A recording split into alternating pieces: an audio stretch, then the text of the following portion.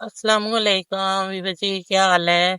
आप लोग खैरियत से हैं? हम भी खैरियत से हैं। अल्लाह पाक आपको सेहत वाली जिंदगियां अता करे, खुशियां अता करे और आसानियां करे आप लोगों के लिए।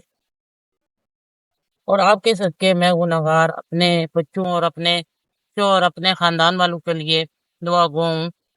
तो नमाज फजर के बाद सुबह फर्स्ट टाइम है, मॉर्निंग टाइम है, तो अपने विभा जी के लिए लोग कर रही हूँ, बना रही हूँ।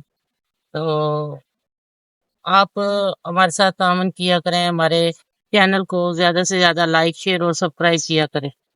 तो आगाज करते हैं कि नबी के इश्क में ही ये सारा काम, सारा सिलसिला चल रहा है। तो सरकार की इस नाहानी सबसे मेन चीज जो हमारी जिंदगी का हिस्सा है, तो आप लोगों के साथ शेयर करते हैं और आगाज करते हैं अपनी नात का।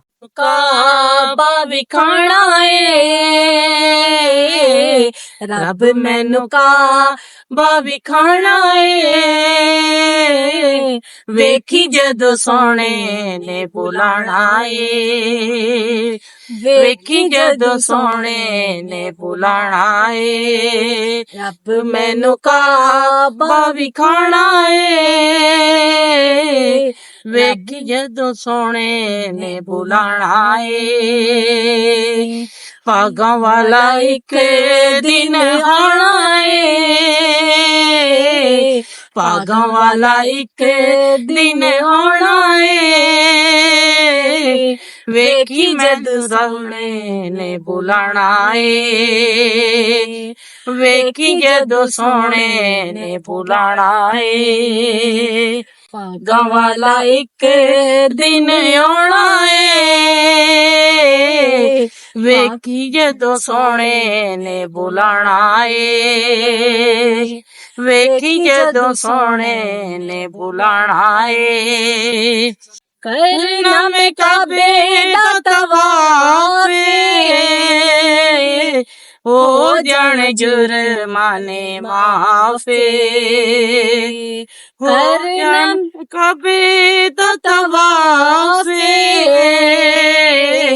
हो जाने जुर्माने माफे इदा रब करम कमाना ए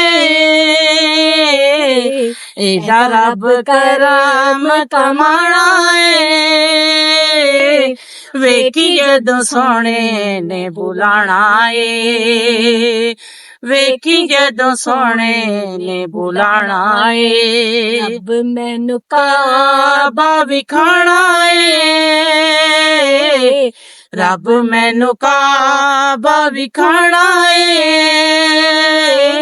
वेखी जदों सोहणे ने बुलाना ए वेखी जदों सोहणे ने बुलाना ए कदीदार गल सोरदा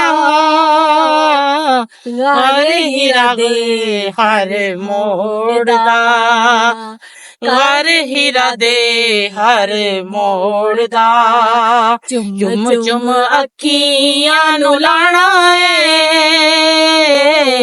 चुम चुम अखियां नू लाना ए वेखी जदों सोहणे ने बुलाना ए वेखी जदों सोहणे ने बुलाना ए रब मैनू काबा विखाना ए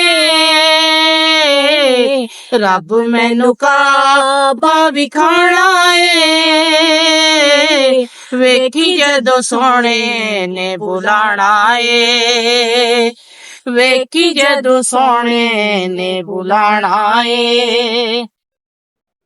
गाइज, ये आपने हमारी वीडियो सुनी है, हमारी नातवानी सुनी है, तो इसका बहुत बहुत शुक्रिया।